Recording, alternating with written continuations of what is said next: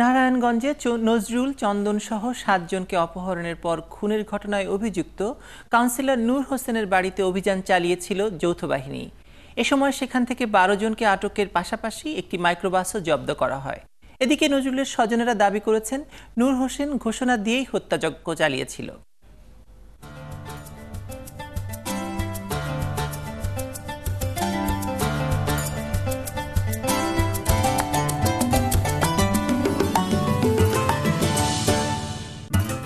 শুভ সকাল।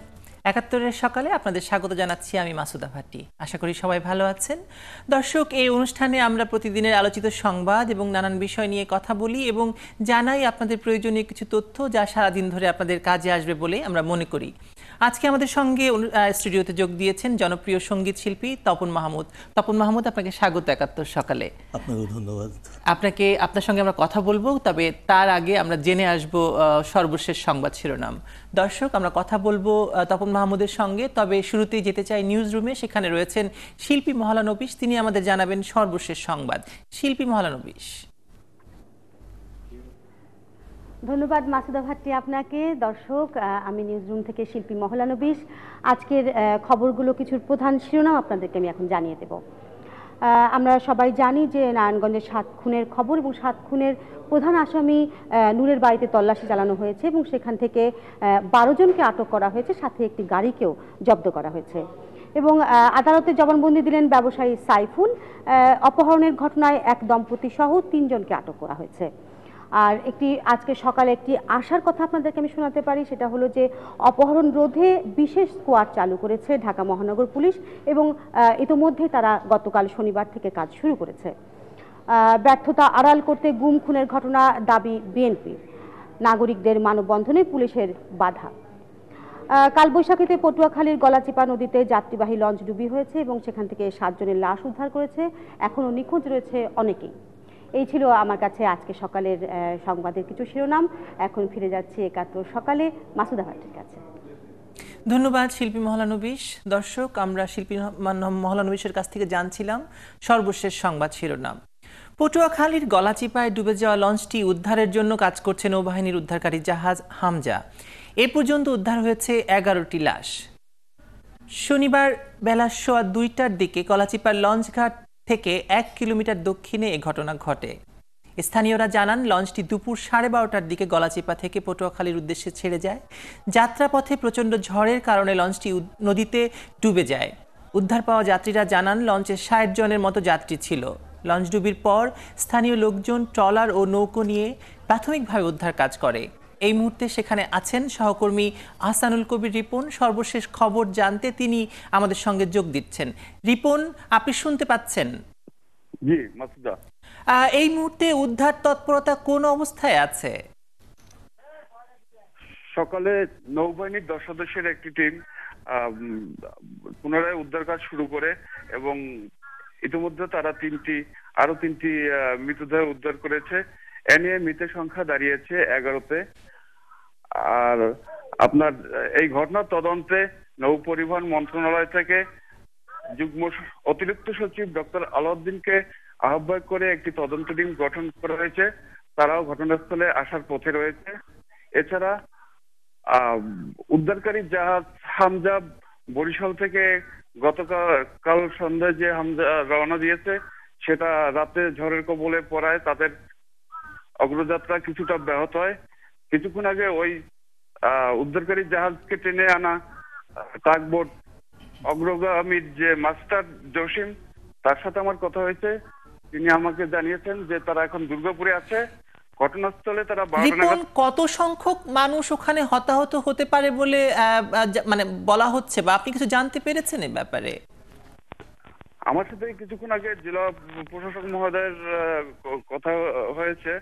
আর তারা এখনো উদ্ধার কাজে যারা নিয়োজিত আছে, তো তাদের উদ্ধার তৎপরতা চলতেছে। তো এখনো 20 জনের মতো নিখোঁজ আছে বলে আশঙ্কা করা হচ্ছে।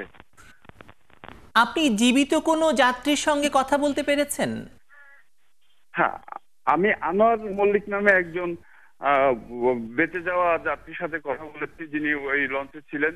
তিনি আমাকে জানিয়েছেন এই দুর্ঘটনার সময় ঝোড়ো হাওয়া যখন খুব জোরালো গতিতে বইছিল, তখন লঞ্চটি একটু বাঁক নিয়ে এটা চরে নামানোর চেষ্টা চালাবার কালে এই লঞ্চটি কাত হয়ে ডুবে যায়। তো এই ঝোড়ো হাওয়া শুরু হওয়ার আগেই আবহাওয়া কিছুটা গুমট ছিল। ওই সময় যদি লঞ্চটা নিরাপদ স্থানে নেওয়া হয়তো, তাহলে হয়তো বা এত হতাহতের ঘটনা ঘটতো না বলে তিনি মনে করেন। ধন্যবাদ রিপন আপনাকে। দর্শক, পটুয়াখালী থেকে আমাদের সঙ্গে যোগ দিয়েছিলেন রিপন। তিনি আমাদের জানালেন সর্বশেষ পরিস্থিতি সেখানে উদ্ধার তৎপরতা সম্পর্কে। আপনারা জানেন যে আমাদের সঙ্গে রয়েছেন সঙ্গীত শিল্পী তপন মাহমুদ, আমরা তার সঙ্গে কথা বলবো। তবে তার আগে আমরা একবার যাব রমনা পার্কে, যেখানে রয়েছেন সহকর্মী আরেফিন শাকিল। আরেফিন শাকিল, শুভ সকাল, কেমন আছেন আপনি? আমি ভালো আছি, আপনাকে শুভ সকাল। ধন্যবাদ আপনাকে। আজকের প্রধান আলোচ্য বিষয় কি? ওইখানে মানুষজন কি নিয়ে কথা বলছে ওখানে রমনা পার্কে? আসলে আজকে এখানে অনেক বিষয় নিয়ে এখানকার সাধারণ মানুষ কথা বলছে। তার মধ্যে আপনি যেমনটা বলছেন, পটুয়াখালী যে লঞ্চ ডুবে সেই নিয়ে কথা বলছে। এছাড়া নারায়ণগঞ্জের যে গুম অপহরণ হচ্ছে এবং গতকালকে নূর হোসেনের বাসায় পুলিশি যে অভিযান চলেছে সে বিষয়ে এখানকার মানুষ কথা বলছে। এখানকার মানুষ আলোচনার অন্যতম একটা কেন্দ্রবিন্দু হয়ে রয়েছে নারায়ণগঞ্জ, এবং সেই সঙ্গে সাইফুল ইসলামের অপহরণ, তার আদালতের জবানবন্দি, এইসব বিষয় নিয়েও এখানকার সাধারণ মানুষ কথা বলছে। আর এই বিষয়ে যদি আমি আপনাকে এখানে সাধারণ মানুষ কয়েকজনের সাথে কথা বলার একটু চেষ্টা করি, তাহলে আমি শুরুতে আপনাদের কাছে যাব যে নারায়ণগঞ্জের বিষয় নিয়ে। নারায়ণগঞ্জের বেশ কদিন ধরেই গুম অপহরণের মতো ঘটনা ঘটছে, এই বিষয় কীভাবে দেখছেন আপনারা? আসলে এটা খুবই উদ্বেগজনক। বাংলাদেশে এখন এটা একটা আতঙ্কের সৃষ্টি করছে সাধারণ মানুষের মনে।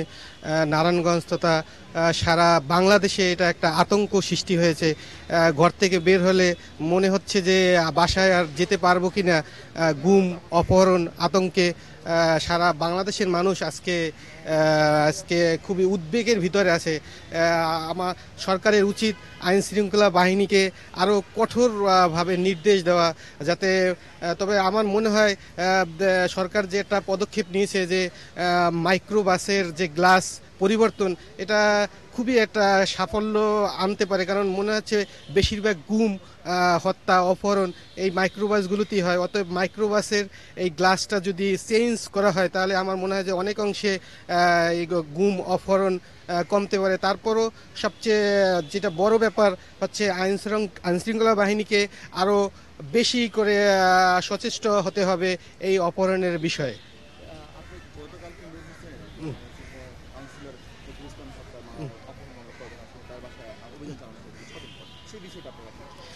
এটা আমি খুবই পজিটিভ দিক দেখতেছি। কারণ সাধারণ মানুষের ধারণা এই নূর হোসেন দীর্ঘদিন যাবৎ ওই এলাকায় সে ট্রাক ড্রাইভার থেকে আজকে প্রভাবশালী লোকে পরিণত হয়েছে। কিভাবে এটা সম্ভব? তাই সাধারণ মানুষ এই দিকটাকে খুব ভালোভাবে দেখতেছে যে নূর হোসেনের বাড়িতে অভিযান চালানো হয়েছে। আমার মনে হয় যে নূর হোসেনই এই বিষয়ে অনেক জানতে পারে, এটা মনে হচ্ছে আর কি। সাধারণ মানুষের এটা ধারণা যে নূর হোসেন এই অপহরণের বিষয়ে অনেক কিছু জানতে পারে আর কি। আমরা এবার আরেকজনের কাছে যাব, আপনার কাছে জানবো। গতকালকে ডিএমপির পক্ষ থেকে 40 সদস্যের একটা এন্টি কিডন্যাপিং স্কোয়াড গঠন করা হয়েছিল। তো আপনি কি মনে করেন এই স্কোয়াড গঠনের পর খুন, গুম, এসব অপহরণের ঘটনা কমে যাবে? না, এটা আমি মনে করি না কমবে। বললে সরকার যদি সচেতন না হয়, যে কোনো পার্টি, যে কোনো গ্রুপটা, যে কোনো সংগঠনই করুক না কেন, তার সমাধান হবে না। সরকার প্রকৃতভাবে সে যদি সচেতন হইয়া সে যদি দৃষ্টি আকর্ষণ করে এবং প্রশাসনের দিকে লক্ষ্য রাখে, প্রশাসনও যদি গুম, হত্যা, অপহরণ এই অবৈধ কাজের দিকে প্রশাসন প্রকৃতভাবে নজর দেয়, তাহলে কোনো গ্রুপ বা কোনো পার্টি তার সমস্যা পড়বে না। এবং আমি মনে করি সরকারই যথেষ্ট না। ধন্যবাদ আরেফিন শাকিল আপনাকে। আপনার কাছে আমরা আবারও ফিরবো অন্য বিষয় নিয়ে। দর্শক, আমরা কথা বলছিলাম রমনা পার্ক থেকে, আমাদের সঙ্গে ছিলেন সহকর্মী আরেফিন শাকিল। আপনারা জানেন আজ আমাদের সঙ্গে যোগ দিয়েছেন জনপ্রিয় সঙ্গীত শিল্পী তপন মাহমুদ। আমরা এখন তার সঙ্গে কথা বলবো। তপন মাহমুদ, যেমনটি শুনছিলেন, এই সময়ের প্রতিদিন সকাল শুরু হচ্ছে একটি নেতিবাচক খবর দিয়ে। কি মনে হয় জীবনটা এরকম সবসময় নেতিবাচক হয়ে যায় কেন? আমার মনে হচ্ছে যে এখন এটাই বাস্তবতা, যে আমরা সকালবেলা উঠে টেলিভিশন খুললে যে খবরটা প্রথম পাই অধিকাংশ দিন নেতিবাচক, এবং খবরের কাগজ পড়লে একই জিনিস পাই। এখন কবে আমরা এরকম অবস্থা থেকে বেরিয়ে আসবো আমি ঠিক বুঝতে পারি না। এগুলো তো আমাদের জাতীয় জীবনে, আমাদের সৃষ্টিশীলতার উপরে বড় ধরনের প্রভাব ফেলে। আপনি একজন সঙ্গীত শিল্পী হিসেবে আপনার জীবনের এই নেতিবাচকতার প্রভাব কেমন? মানে মানে বৃহত্তর যে জনগোষ্ঠী, তার থেকে তো আমরা আলাদা নই। কারণ বৃহত্তর জনগোষ্ঠী যখন বিষয়টিকে, এটা কেউ ভালোভাবে নেয় না। আমরা চাই যে আমাদের দেশে শান্তি থাকুক, প্রশাসন তার কাজ করুক, এবং আমার ধারণা যে এই যে এক্ষুনি একজন দর্শক বললেন যে প্রশাসন যদি সক্রিয় হয় তাহলে এই ধরনের ঘটনা নিশ্চয়ই অনেকাংশে কমে আসবে। সবকিছুই আমরা ধরুন সবকিছুই কি প্রশাসন সরকারের উপরে ছেড়ে দেব? নিজেদের কি সচেতন হওয়ার, নিজেদের কি ধরুন শিক্ষা নেওয়ার? কারণ এই অপরাধ যারা ঘটায় তারা তো আমাদেরই অংশ। আপনি কি আগে অপরাধী কোনটি নিয়ে আমরা আসলে কাজ করব? আমার মনে হয় এখানে যদি প্রশাসনের কথাটা বারবার আসছে কেন, যদি বিচার থাকতো, অপরাধীর অপরাধ প্রমাণ হলে যদি বিচার থাকতো, তাহলে কিন্তু আমরা মানে যারা এটা করছেন তারা ভয় পেতেন।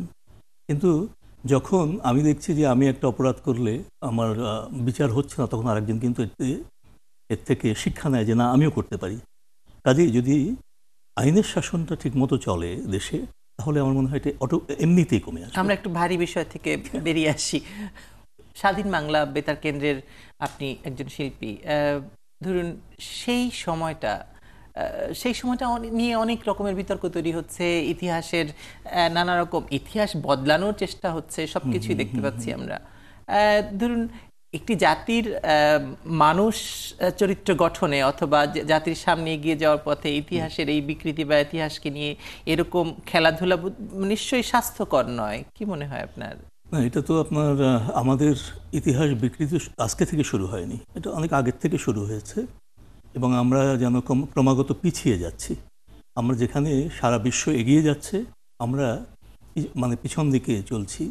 একটা কেমন যেন মানে উল্টো চলার নীতি আমরা অনুসরণ করছি। আমরা কিন্তু সবসময় কথাটি বলি, সবাই ধরুন মানে এখানে যারা আসেন বা খবরের কাগজের পাতায় আমরা পেছনের কথা বলি যে পিছিয়ে যাচ্ছি, কিন্তু সামনে যাওয়ার ব্যাপারটি নিয়ে তো কেউ আলোচনা করে না, কেউ কথা বলে না। মানে এই ব্যাপারটি আসলে ওই যে আমরা মানে অতীতমুখিতা ছাড়তে পারছি না। নেতিবাচক থেকে কিভাবে ইতিবাচক ধারার দিকে আমরা আগাতে পারি? আমার মনে ব্যাপারটা হলো ওই আপনি পিছনকে যতক্ষণ এই যে বিতর্কগুলো তৈরি হচ্ছে, এই বিতর্ক থেকে আমরা যতক্ষণ বেরিয়ে আসতে না পারবো সবাই, ততক্ষণ কিন্তু আমি সামনে আগাতে পারছি না। কারণ আমি যতই আমরা সামনের দিকে আগাতে চেষ্টা করছি, আমাদের কিন্তু টেনে ধরা হচ্ছে। কাজেই আমাদের যা চলার পথটা মসৃণ হচ্ছে না কখনোই যে আমরা এগিয়ে যাব সামনে। আসছে 25শে বৈশাখ, আপনাদের কি আয়োজন আছে 25শে বৈশাখ? 25শে বৈশাখ তো মানে সারা দেশব্যাপী রবীন্দ্র জয়ন্তী, রবীন্দ্রনাথের 153তম জন্মবার্ষিকী। এটা ঢাকাতে জাতীয় পর্যায়ে রবীন্দ্র জয়ন্তী হচ্ছে, আর আমরা বাংলাদেশ রবীন্দ্রসঙ্গীত শিল্পী সংস্থা থেকে অন্যান্য বারের মতো আগামী পরশুদিন থেকে মানে মঙ্গলবার থেকে শনিবার পর্যন্ত 5 দিন ব্যাপী রবীন্দ্রসঙ্গীত উৎসবের আয়োজন করেছি। কোথায় হচ্ছে এটা? পাবলিক লাইব্রেরির শওকত ওসমান স্মৃতি মিলনায়তনে। প্রতি বছর এখানেই হয়। এবারেও আমরা করছি সেই আয়োজনটি। এবং এবার কি সারা বাংলাদেশ থেকেই আসছে শিল্পীরা? হ্যাঁ, আমাদের সারা বাংলাদেশ থেকে প্রায় 150 জন শিল্পী একক সঙ্গীত অংশগ্রহণ করবেন এখানে। সাথে থাকবে রবীন্দ্রসঙ্গীত ভিত্তিক যেসব দলীয় সংগঠন রয়েছে তাদের সম্মেলক গান, আরও বিষয়ভিত্তিক আলোচনা থাকবে রবীন্দ্রের সঙ্গীত আপনারা কি ধরুন সম্পর্কে। প্রতি বছর এটি করে আসছেন, মানে অনেক বছর ধরে করে আসছেন, প্রতি বছর কি কোনো রকমের থিম ঠিক করেন যে থিমের উপরে ভিত্তি করে? না, ঠিক সেভাবে থিম তৈরি করা হয় না। আমাদের একটা স্লোগান থাকে প্রতি বছরই, কিন্তু এবছরের স্লোগানটি কি? এই বছরে আমরা যে একটি স্লোগান ঠিক করেছি, এটা হয়তো আজকে আমরা ঘোষণা করব। আচ্ছা, আজকে আপনি আমাদের কাছে বলে যান, আমাদের দর্শক জানুক যে আসলে মানে এবারের আমাদের যে থিমটা হলো দিবে আর নিবে, মিলাবে মিলেবে, যাবে না ফিরে। বিখ্যাত লাইন। আপনারা কাকে ঠিক বোঝাচ্ছেন এই আমরা দেবে সবাইকে দেবে বোঝাচ্ছি, মিলাবে মিলিবে? আমরা সবাইকে বোঝাচ্ছি, সবাইকে আহ্বান জানাচ্ছি যে সবাই আসুন, আমরা কেউ যেন বিফল না হই, সবাই যেন সফলতার দিকে এগিয়ে চলতে পারি। নিশ্চয়ই, আসলে তাই তো হওয়া উচিত। আমাদের মানে এই যে বিভেদ, এই সামাজিক অস্থিরতা, এই অস্থিরতা থেকে মানে বেরিয়ে আসার জন্য রবীন্দ্রনাথ একটি বড় আশ্রয় আমাদের কাছে সবসময়। হ্যাঁ, আমরা একটি বিরতিতে যাব, কিন্তু আপনার গান শুনতে শুনতে গেলে কেমন হয়? বিরতি, একটি বিরতিতে যাই, এক লাইন দিয়ে আমরা বিরতিতে যাই। খালি গলায় খুব একটা স্বাচ্ছন্দ্য বোধ করি না, তারপরেও নিশ্চয়ই।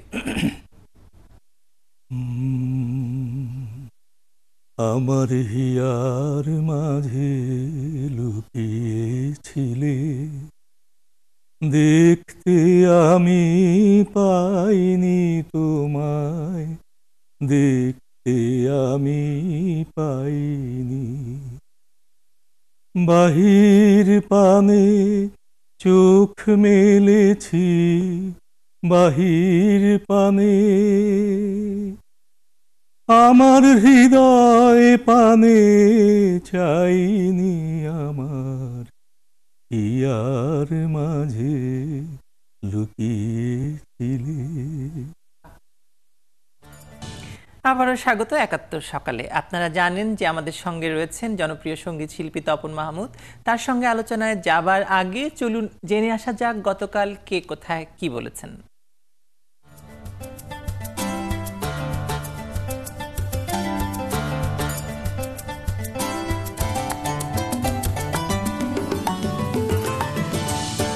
মেট্রোপলিটন এলাকায় কিডন্যাপিং রোধে যা যা করা দরকার, ঢাকা মেট্রোপলিটন পুলিশের পক্ষ থেকে এন্টি কিডন্যাপিং স্কোয়াড, এটি আমরা আজ থেকে আমরা চালু করেছি।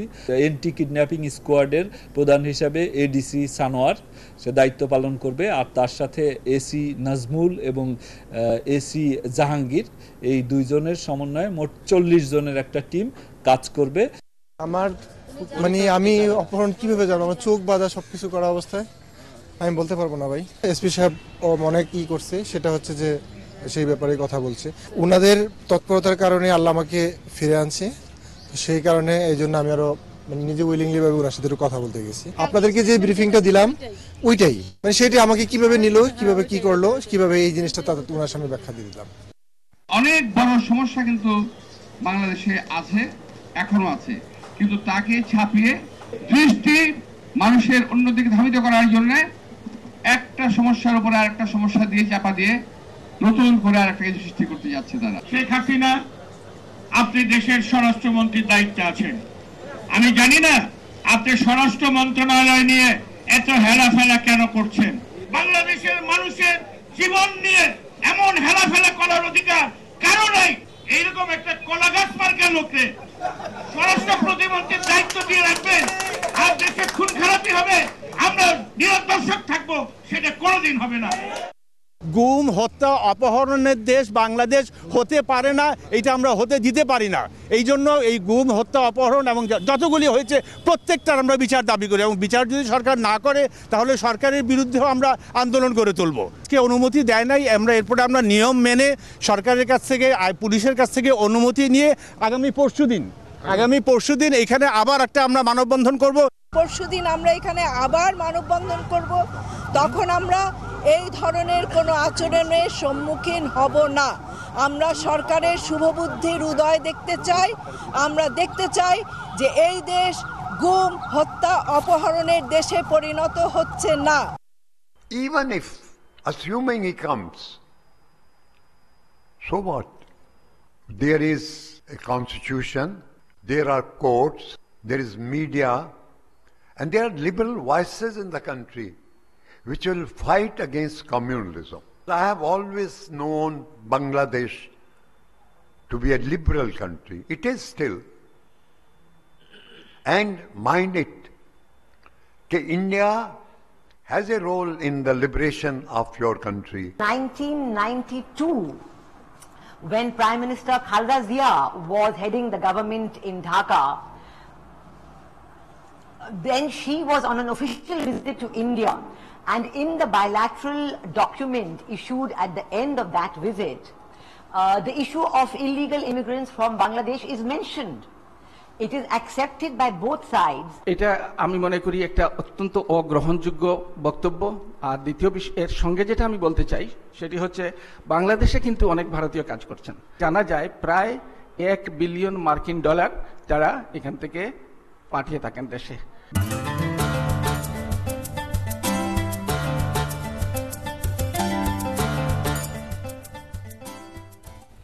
দর্শক দেখছিলেন গতকাল কে কোথায় কি বলেছে। যেমনটি বলছিলাম, আমাদের সঙ্গে রয়েছেন জনপ্রিয় সঙ্গীত শিল্পী তপন মাহমুদ, তার সঙ্গে আমরা কথা বলছিলাম।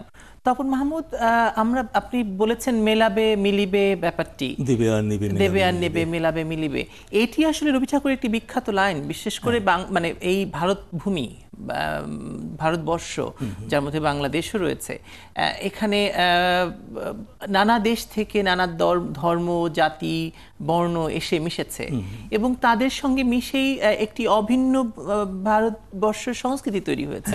সেটি তো বাংলাদেশে এতদিন পরে এসে আপনাদেরকে আবার কেন এই কথাটি মনে করিয়ে দিতে হচ্ছে? এটা মনে করিয়ে দিতে হচ্ছে সময়ের প্রেক্ষিতে।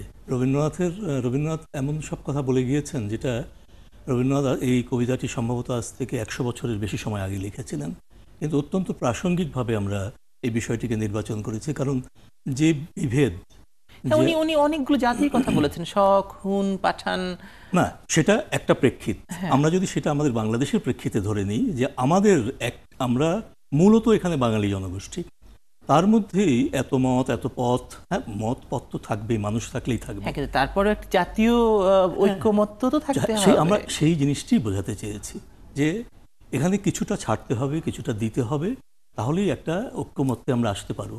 আমরা ব্যাপকভাবে এই জিনিসটি বোঝাতে চেয়েছি যে আমরা আসুন সবাই মিলে এই দেশটি আমাদের, এই দেশটির ভালো মন্দ আমাদের হাতেই। ধরুন আমরা জানি বা আপনিও নিশ্চয়ই অবশ্যই জানেন, এবং যেহেতু আপনার সঙ্গে জড়িত, প্রয়াত ওয়াহিদুল হক এবং যারাই সঞ্জিদা খাতুন, যারাই ধরুন এই রবীন্দ্রসঙ্গীত শিল্পী পরিষদ বা মানে আরো এই সংস্কৃতি নিয়ে কাজ করছেন, তারা প্রতিনিয়তই বলছেন অসাম্প্রদায়িক বাংলাদেশ, ঐক্যমতের বাংলাদেশ। আমরা এই যে শব্দগুলো শব্দবন্ধ হিসেবেই থেকে যাচ্ছে, এটি আসলে থেকে আমরা বেরোতে পারছি না।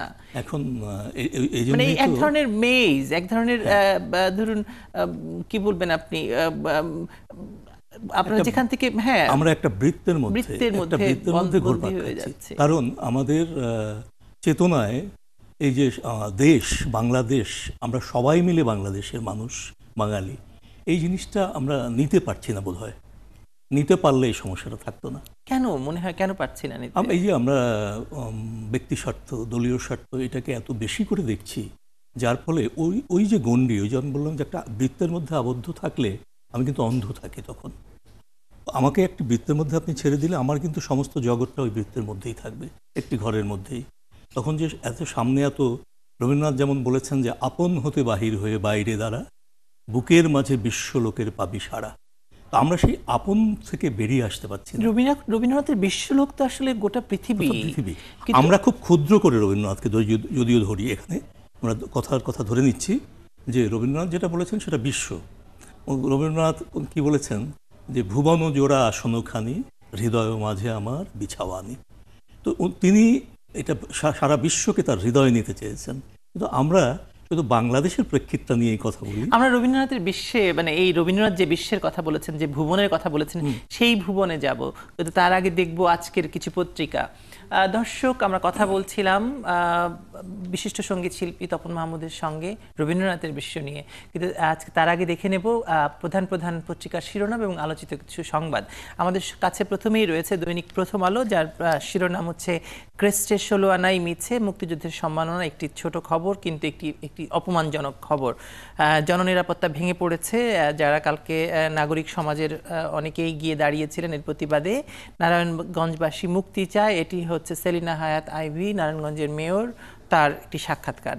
রয়েছে সমকাল, তদন্ত কোন পথে, বিশেষ করে নারায়ণগঞ্জের অপহরণ ও খুন নিয়ে একটি রক্তমাখা মাইক্রোবাস জব্দ, আটক 12, নারায়ণগঞ্জে রাজনীতি নেই, আছে সন্ত্রাস, এটি সমকালের খবর।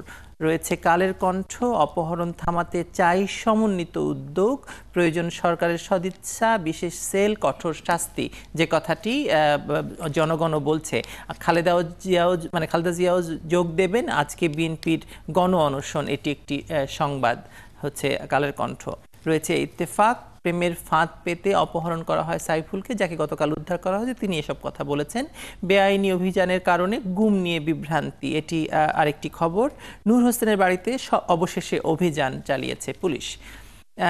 রয়েছে যুগান্তর আইনশৃঙ্খলায় ধস, 3 মাসে 196 অপহরণ, খুন 1290, মাঠে নামছে এন্টি কিডন্যাপিং স্কোয়াড, এটি খবর। থার্মেক্স গ্রুপের 1000 কোটি টাকার ঝুঁকিপূর্ণ ঋণ, এটি আরেকটি খবর যুগান্তরে। রয়েছে Daily Star, obvious result in belated raid, এটা হচ্ছে ওদের শিরোনাম। So easy to be rich, ধনী হওয়ার কিভাবে সহজ উপায়। রয়েছে Daily Sun, Narayanganj remains restive, police arrest 16 from Nur's home, hartal today, নারায়ণগঞ্জে আজকে হরতাল রাখা হয়েছে, সেটি খবর। Government change in Delhi on upset Indo Bangladesh ties, Bharat Bangladesh সম্পর্কে কোনো ছেদ পড়বে না যদি সেখানে সরকার পরিবর্তন হয়। রয়েছে financial express, July March period of fiscal year 14, export performances of non RMG sectors well below target, এটি ওদের খবর। বিশেষ করে তৈরি পোশাক রপ্তানিতে যে সম্পর্কে খবরটি। নারায়ণগঞ্জের খবর রয়েছে 3 held, microbus seize from Awami League leaders house. The new nation রয়েছে নারায়ণগঞ্জের খবর, abduction murders, 20 nabbed after raiding Awami League leaders house.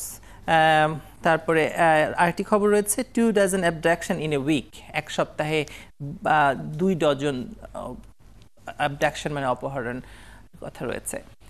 দর্শক, আমরা দেখছিলাম পত্রিকার সংবাদ শিরোনাম, বিভিন্ন পত্রিকার। এই মুহূর্তে আমাদের সঙ্গে ধানমন্ডির বাসা থেকে যুক্ত হবেন দৈনিক সমকালের যুগ্ম সম্পাদক রাশিদুন নবী বাবু। রাশিদুন নবী বাবু, আপনাকে স্বাগত 71 সকালে। আপনার কি মনে হয় এই যে ধরুন অ্যান্টি অ্যাবডাকশন স্কোয়াড করা হলো, কিডন্যাপিং স্কোয়াড করা হলো, তাতে জনমনে শান্তি ফিরে আসবে? এই উদ্যোগগুলি না হয়েছে সরকারের পক্ষ থেকে, আমার যেটা মনে হয় জনমনে একটা স্বস্তি ফিরে আনার জন্যে, কিন্তু স্বস্তি ফিরে আসি নাই। মানুষের মধ্যে এখনও আতঙ্ক কাজ করছে। আজকে নারায়ণগঞ্জে হরতাল আছে, জাতীয় প্রেস ক্লাবের সামনে বিএনপির গণ অনশন আছে, সব বিষয়গুলি মিলিয়ে কিন্তু মানুষের মধ্যে যে আতঙ্ক বিরাজ করছে এটা এখনও প্রবাহমান।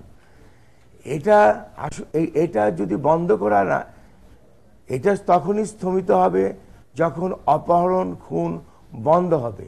কিন্তু শুধু নারায়ণগঞ্জ না, আমরা কাগজের পাতা উল্টালেই আমরা দেখছি যে নোয়াখালীতে, গাজীপুর, কালিয়াকৈর, ময়মনসিংহ বিভিন্ন জায়গায় আপনার গুম হচ্ছে, আবার উদ্ধারও হচ্ছে। উদ্ধারটা কি, যারা অপহরণকারী তারা রেখে যাচ্ছে। আপনার কি মনে হয় রাশিদুন নবী বাবু, এই যে নূর হোসেনের বাড়িতে এত কিছু পাওয়া গেল এবং তার বাড়িতে রেইড হলো, এটি তদন্তের মানে কোন পর্যায়ে রয়েছে? আপনারাই সংবাদ করেছেন তদন্ত কোন পথে এবং তারপরে এই খবরটি ছেপেছেন, বিষয়টি আরেকটু যদি বিস্তারিত আমাদের দর্শকদের বলেন। এটা দর্শকেরই প্রশ্ন, পাঠকেরই প্রশ্ন যে তদন্ত কোন পথে যাচ্ছে। কারণ আপনার এই যে যিনি নজরুল প্যানেল মেয়র যে নজরুল মারা গেছেন, তিনি আওয়ামী লীগের একজন নেতা ছিলেন।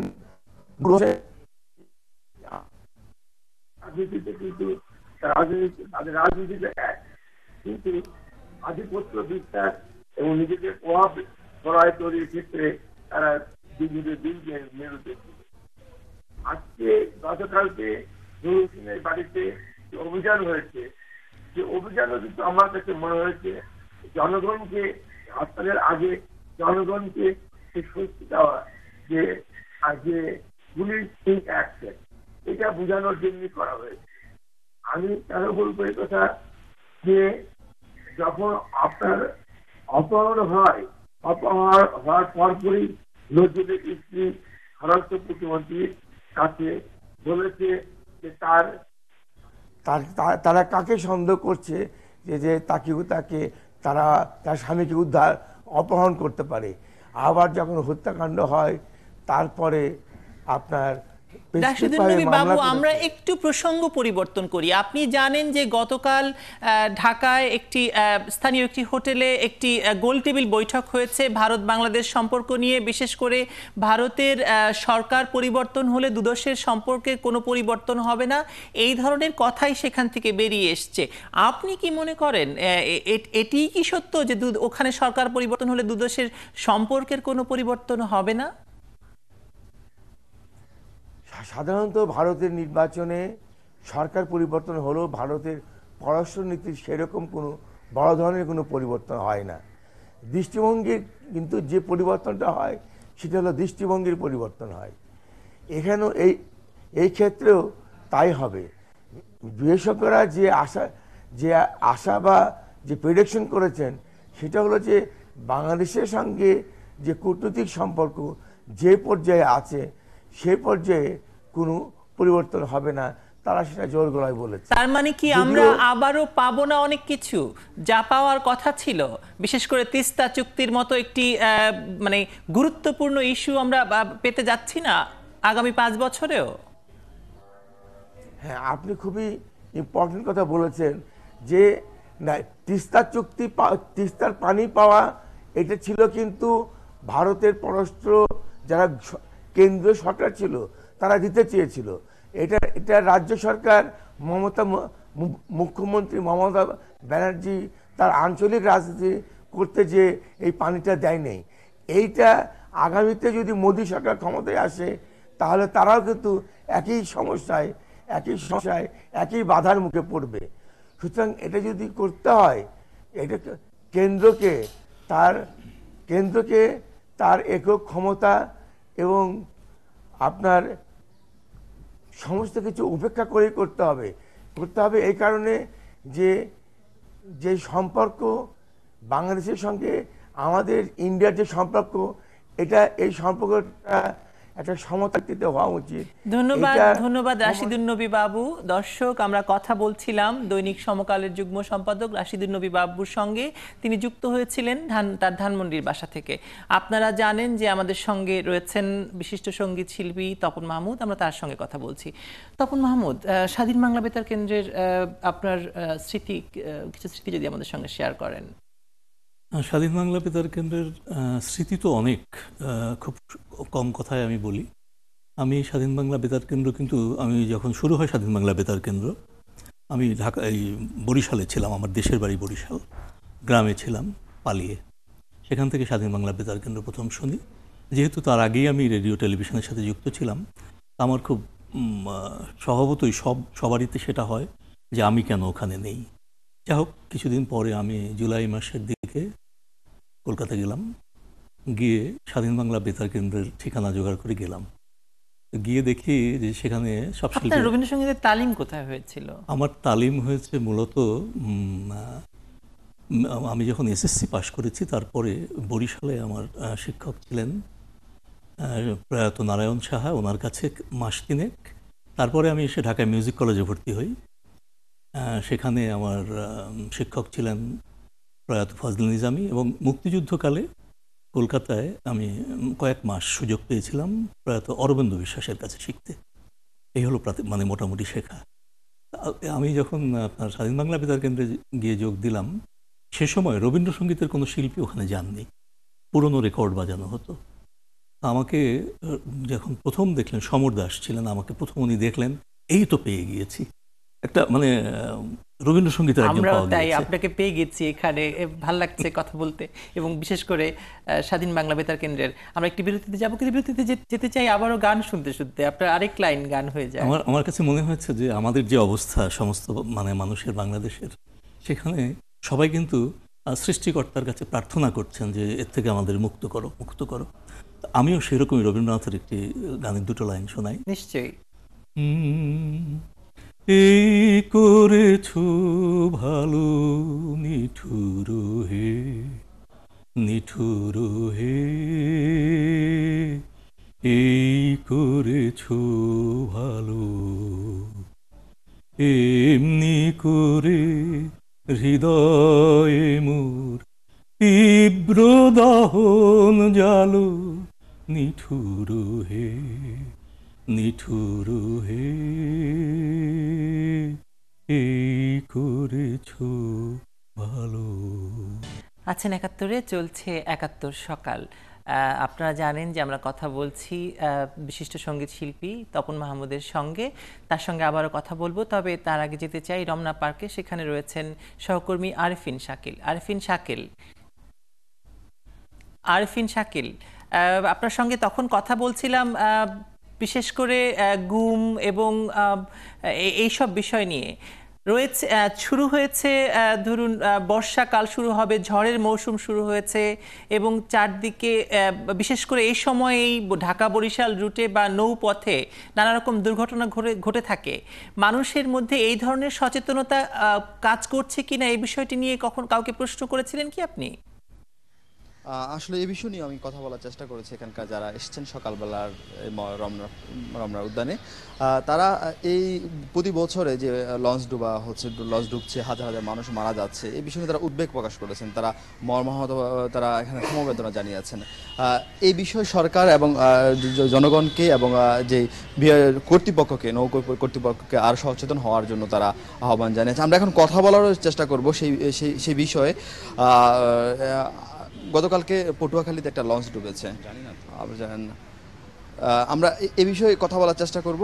গতকালকে পটুয়াখালীতে, আপনি জানেন নিশ্চয়ই, পটুয়াখালীতে একটা লঞ্চ ডুবেছে। তো এই প্রতি বছরে এই লঞ্চ ডুবার বিষয়টা আপনারা এই বিষয়ে কি করা দরকার? এটা হলো মালিক এবং মালিকের অবহেলা, বিশেষ করে সরকারের নিয়ন্ত্রণ নেই।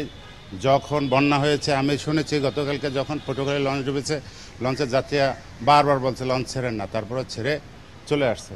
এদের বাস্তব অভিজ্ঞতা নাই, যারা চালায় তাদের কোনো একাডেমিক কোনো জ্ঞান আছে বলে আমাদের মনে হয় না। যার যার বাস্তব অভিজ্ঞতার উপরে শেষে চালায়। কোনো প্রাকৃতিক দুর্যোগ হলে কি হবে না হবে এ ব্যাপারে কারো কোনো মাথা ব্যথা নাই।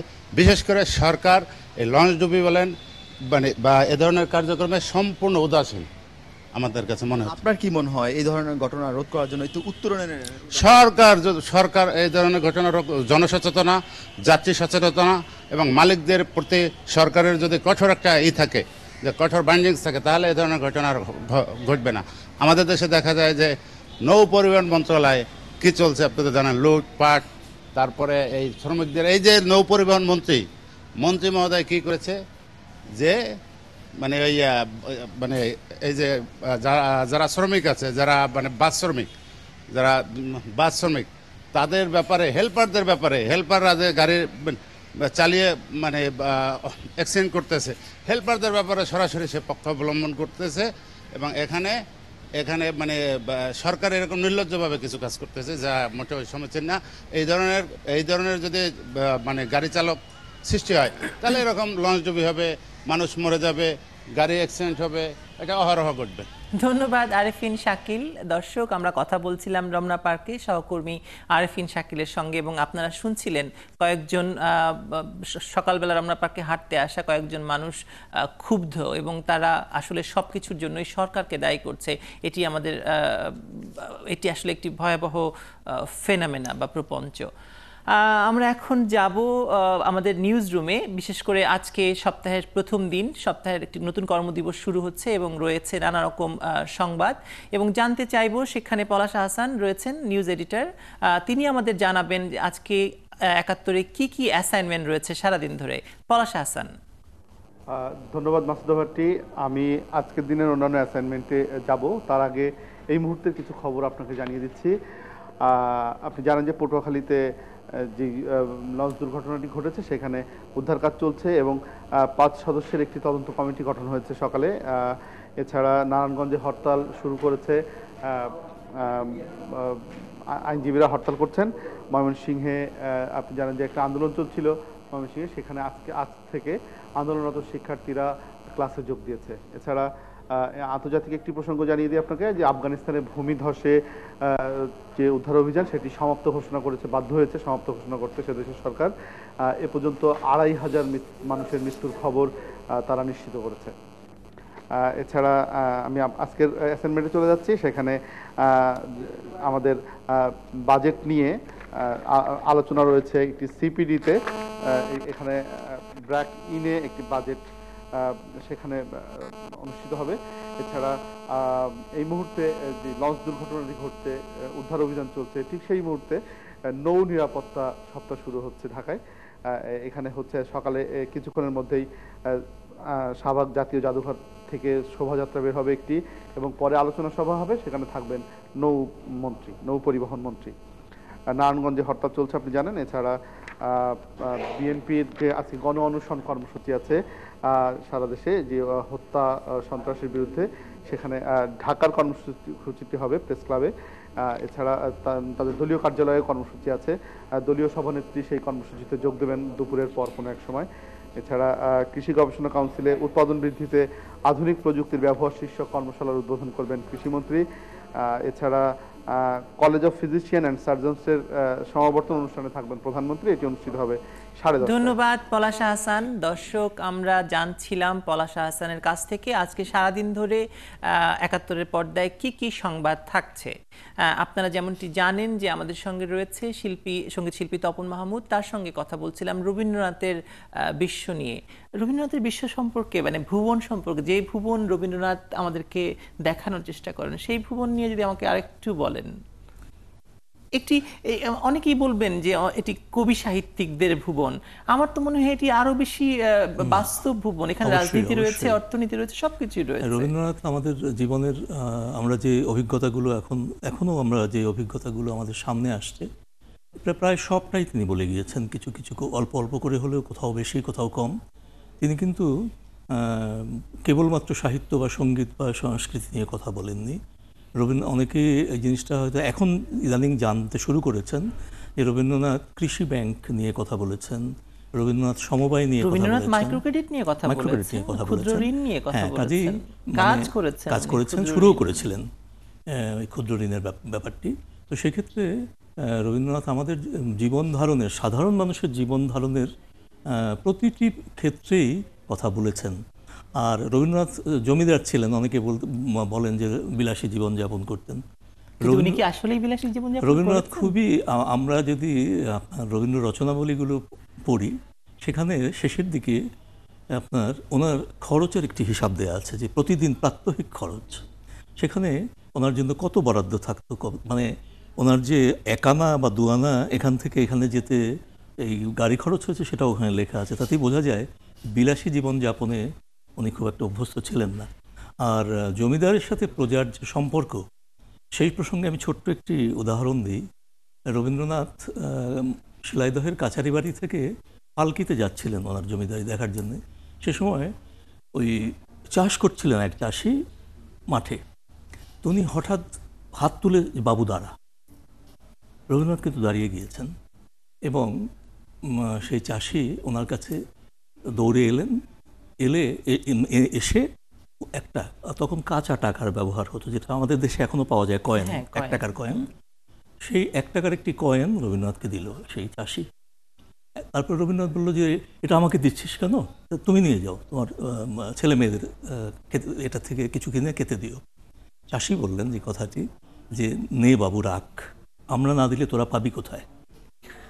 আচ্ছা ধরুন, আমি একটি প্রশ্ন আমার খুব জানার ইচ্ছে, সেটি হচ্ছে যে বাংলাদেশে ধরুন এতগুলো ইনস্টিটিউট রয়েছে, শান্তিনিকেতন থেকে অনেক পাশ করে আসছে, কিন্তু অদিতি মহসিনের পরে আমরা তেমন উল্লেখযোগ্য কোনো শিল্পী পাচ্ছি না। কেন পাচ্ছি না? রবীন্দ্রসঙ্গীত শিল্পী পাচ্ছি না। এটার অনেকগুলো কারণ রয়েছে, তার মধ্যে প্রধান কারণ হলো, সংক্ষেপে আমি বলি, প্রধান কারণ হলো যে আমাদের সময় হঠাৎ করে একজন শিল্পী জনপ্রিয় হওয়ার সুযোগ ছিল, অনেক কম ছিলেন তখন। তারপর সুযোগ ছিল, একটি মাত্র চ্যানেল ছিল, বিটিভিতে আপনাকে ইচ্ছায় হোক অনিচ্ছায় হোক দেখতেই হতো।